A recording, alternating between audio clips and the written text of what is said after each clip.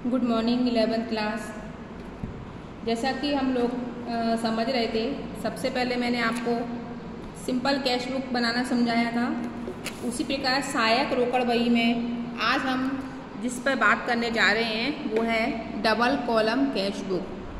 Double column cash book इसको क्यों कहा गया है, इसमें हम किन किन वस्तुओं के संबंध में एंट्री करेंगे, वो चीज़ आज इस वीडियो के तहत हम समझेंगे। डबल कॉलम कैश बुक का मतलब ये होता है कि जब भी जो व्यापारी होता है उस व्यापारी डबल कॉलम कैश बुक में किन किन चीज़ें, एक तो व्यापार से संबंधित जो लेन देन होते हैं उसका कॉलम रहता है, दूसरा रोकड़ से नगद रोकड़ संबंधित जो लेन देन होते हैं उसका कॉलम रहता है। इस प्रकार इसको हम डबल कॉलम कैश बुक कहा गया है। अब इसकी डिटेल समझ लें। डबल कॉलम कैश बुक क्या है। डबल कॉलम कैश बुक, कभी कभी व्यापारी बैंक में खाता रखता है तो अपने कार्यालय में भी नगद रुपया रखता है। देखो, हम सब जानते हैं कि आजकल जो बिजनेस है, लगभग व्यापार जो भी व्यापार होता है वो बैंक के माध्यम से अधिकतम उसका भुगतान करते हैं या बैंक के माध्यम से हम लोन लेन देन करते हैं। कुछ जो अमाउंट होती है हम लोग कैश में भी रखते हैं तो अधिकतर बैंक में जमा करते हैं, है ना। ऐसी दशा में बैंक तथा नगद दोनों प्रकार से भुगतान करना पड़ता है। जब हमारा व्यवहार बैंक और कैश दोनों प्रकार से होता है तब इस प्रकार के नकदी व्यवहारों के लिए रोकड़ बही में बैंक से रकम भुगतान करने के लिए बैंक स्तंभ रखना आवश्यक है। बैंक स्तंभ मतलब होता है एक कॉलम, बैंक के जो बैंक से किए गए जो लेन देन है उसके लिए, है ना। रोकड़ बही में रोकड़ तथा बैंक स्तंभ ही रखे जाते हैं। रकम का लेखा करने के लिए इन दोनों स्तंभों के होने के कारण इस पुस्तक को हम दो स्तंभी यानी डबल कॉलम कैश बुक क्यों कहा गया है, क्योंकि एक कॉलम में तो हम बैंक से संबंधित जो लेन देन होते हैं उसकी एंट्री करते हैं और दूसरा जो हम कैश से संबंधित लेन देन करते हैं उसकी एंट्री है। इसलिए इसको हम क्या बोलते हैं, द्विस्तंभीय रोकड़ बही, और इंग्लिश में बोलते हैं डबल कॉलम कैश बुक। ये चीज़ आपको समझ में आ गई। अब आगे हम इसका प्रारूप समझ लें। डबल कॉलम कैश बुक किस तरह से बनता है। डबल कॉलम कैश बुक का जो प्रारूप होता है वो इस तरीके से आता है। इसमें हम देखें तो एक जो पहला जो पार्ट है वो डेट के लिए है, बाकी पार्टिकुलर, इसके बाद voucher number, ledger value, cash और बैंक। लगभग कैश बुक जैसा ही हमारा ये पूरा फॉर्मेट है, बस इसमें केवल एक कॉलम ऐड हुआ है, वो है बैंक का। ठीक है, इस तरीके से हम ये फॉर्मेट तैयार करते हैं। अब इसके नियम समझ लें कि किस प्रकार इस डबल कॉलम कैश बुक में लेखा बही की जाती है, काउंटिंग की जाती है। रोकड़ बही से प्रारंभ में लेखा करना। रोकड़ बही के लिए उपयुक्त प्रारूप की रचना कर लेने के बाद उसका प्रारंभ नवीन व्यापार की दशा में नगद पूंजी से या पुराने व्यापार की दशा में पिछले शेष होता है। अगर हम बिजनेस स्टार्ट कर रहे हैं तो जो कैपिटल लेके आते हैं व्यापार में उससे स्टार्ट करेंगे, या फिर हमारा अगर बिजनेस पुराना चल रहा है तो ओपनिंग बैलेंस हम इसका शुरुआत करते हैं। ठीक है ना। इस नगद पूंजी लाने पर रोकड़ बही के प्राप्ति पक्ष में, नाम पक्ष में लिखी जाएगी और खाते को विवरण में लिखकर रकम को छोड़कर स्तंभ में लिख लिया जाता है। पिछला शेष दिया होने पर अगर रोकड़ स्तंभ में रोकड़ शेष या बैंक स्तंभ में शेष लिखा जाता है, रोकड़ का शेष सदैव नाम होता है, जबकि बैंक शेष का नाम या जमा हो सकता है। जब भी इसमें ये बताया गया है कि जब भी हम कैश, अगर हम नया व्यापार कर रहे हैं तो उसके लिए हम जो भी कैपिटल लेके आते हैं वो कैपिटल डेबिट साइड जाती है, और इसमें ज़्यादातर जो कैश बुक होती है उसका जो भी बैलेंस होता है मतलब अधिक रहता है ना।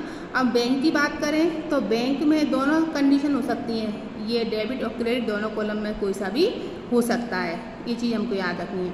यदि बैंक का नाम शेष है तो रोकड़ शेष के साथ ही बैंक शेष भी रोकड़ बही के नाम में लिखना चाहिए।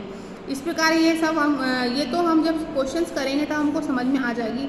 इसमें जो मुख्य बातें समझने की वो हमको ये देखना है कि कौन कौन सा व्यवहार को कैश बुक में लिखा जाएगा और कौन कौन से व्यवहार को हम बैंक के कॉलम में लिखेंगे। सबसे पहले विक्रय से प्राप्त नगद राशि। अगर कोई वस्तु बेचने पर हमको कैश मिल रहा है तो वो किस में जाएगा, कैश कॉलम में जाएगा। देनदार या ग्राहक से प्राप्त नगद राशि तो भी कैश कॉलम में जाएगा। प्राप्य विपत्र की परिपक्वता प्राप्त होने पर नगद राशि कैश में जाएगा। ग्राहक या अन्य किसी से प्राप्त प्राप्त चेक या ड्राफ्ट उस दिन जो बैंक नहीं भेजे गए हैं, यानी जो राशि हमको बैंक चेक द्वारा भेजी जानी थी लेकिन नहीं भेजे गए तो वो कैश बुक में लिखा जाएगा। बैंक से कार्यालय व्यय हेतु निकाली गई राशि, तो भी जब हमने बैंक से निकाली लेकिन कार्यालय के लिए, तो भी किस में जाएगी, वो कैश बुक में। अब आगे देखें, ग्राहक या अन्य किसी से प्राप्त चेक ड्राफ्ट जो उस दिन बैंक में भेजा, यानी बैंक से संबंधित जो लेन देन होंगे वो बैंक में लिखे जाएंगे और कैश से संबंधित जो लेन देन होंगे वो कैश में लिखे जाएंगे। आगे और पढ़ें, ग्राहक द्वारा व्यापारी के बैंक खाते में सीधे जमा की गई रकम,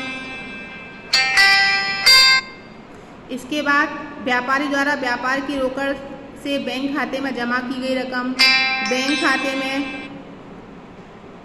बैंक खाते में डिपॉजिट रकम पर बैंक द्वारा दिया गया ब्याज, बैंक द्वारा किया गया प्राप्य विपत्र लाभांश विनियोग पर ब्याज का संग्रह, पूर्व में प्राप्त किसी चेक या ड्राफ्ट को बैंक में संग्रह किए जाने के भेजने पर।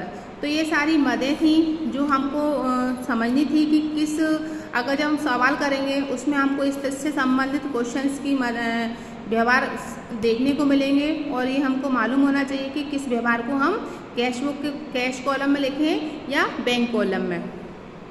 आगे और देखें, माल या किसी संपत्ति के नगद क्रय करने पर भुगतान की गई राशि, जब कोई व्यापार में हम कोई संपत्ति खरीदते हैं या कोई वस्तु खरीदते हैं, माल खरीदते हैं, तो उस संबंध में जो पेमेंट की जाएगी वो भी कैश कॉलम में लिखी जाएगी। लेनदार या अन्य किसी पक्ष को चुकाई गई राशि कैश कॉलम में, व्यापारी द्वारा व्यापार की रोकड़ बैंक से में जमा की गई कैश कॉलम में। ठीक है, आगे पढ़ते जाएं, व्यक्तिगत व्यय हेतु नगद राशि आहार करने पर, अगर व्यक्तिगत यानी व्यापारी अगर अपने खर्चे के लिए कैश राशि निकालता है तो वो भी किस में जाएगा, कैश कॉलम में। अब आगे देखो, व्यापार से संबंधित व्ययों का भुगतान, अगर हम व्यापार के खर्चों का भुगतान बैंक द्वारा या चेक द्वारा करते हैं तो उसका जो भी एंट्री होगी वो बैंक कॉलम में लिखी जाएगी। व्यक्तिगत व्यय हेतु बैंक से राशि, तो कुल मिलाकर जितना लेन देन अगर हमारा बैंक से हो रहा है, चाहे वो चेक के माध्यम से हो या पर्सनल बैंक से किया जाए, तो उस सारे खर्चे या जो व्यवहार है वो कहाँ लिखे जाएंगे, बैंक में लिखे जाएंगे। और अगर हम पर्सनली अपने नकद राशि का खर्च करते हैं, नकद राशि प्राप्त करते हैं, तो वो सारे व्यवहार हमारे कैश कॉलम में लिखे जाएंगे।